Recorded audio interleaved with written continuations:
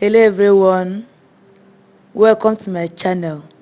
If you are watching my video for the first time, do well to subscribe and turn on the notification bell so that you'll be notified of all my new videos. So in our lesson today, we are going to look at bearing. And before we go into that, there are things I want us to note down. In bearing, while measuring your angle in the four cardinal points, that is north, east, south and west, while measuring your bearing there, that is your angle, you start from north. What it means that while measuring the bearing of any point, of any town, of anybody, they start their journey from north.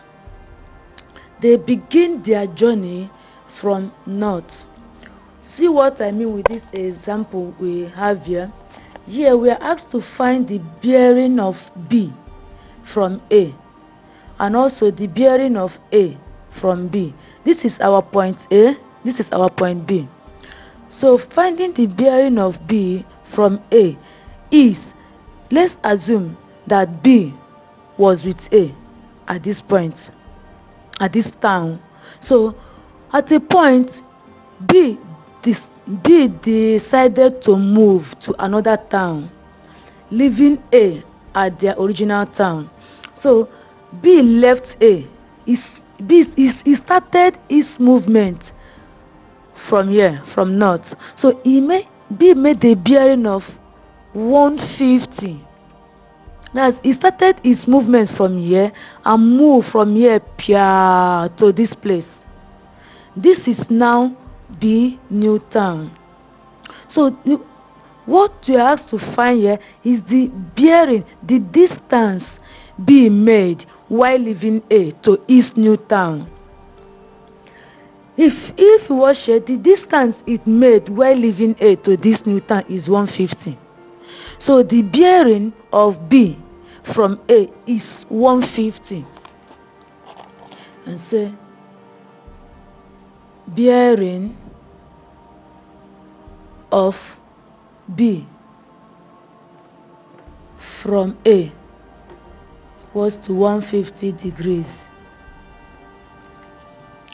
And again, we are asked to find the bearing of A from B. Here you have to do some little calculation for you to be able to get it. Now, at this point, we will assume that A is with B in this East New Town, and two of them were here, and at a point, A decided to move. Now, A left B to this town. Then you are now asked to find the bearing of A from B. And like I said before, they all started their journey from north. So you start measuring from north. So A left B from north. From here, A moved from here to this place. So what you are asked to find is this angle from here to here. That will be the bearing of A from B. So how are we going to do it? You trace this, your line, your south line. An angle, we know that from here to here is equals to 180. That is the sum of angles on a straight line is 180.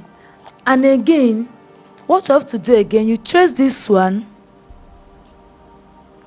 down to south. You know, angle here is equals to the angle here. Reason alternating angles are equal. And how do you know angles that are alternating? It forms a zigzag. If you watch here, there's Z here, Once you can be able to trace Z, just know that the angles here and here are equal, alternating. Now let's watch. For us to find this place, what we are going to do is to subtract 150 from 180. How and why? Because the total angle here from here to here is equals to 180, sum of angles on a straight line. And for us to find here, we have to subtract this from the total sum of angle. So subtracting 150 from 180, we are going to have 30. And since here is 30 and here is equals to 32, alternating angle, that means here is going to be 30 degrees. Now finding the bearing of A from B.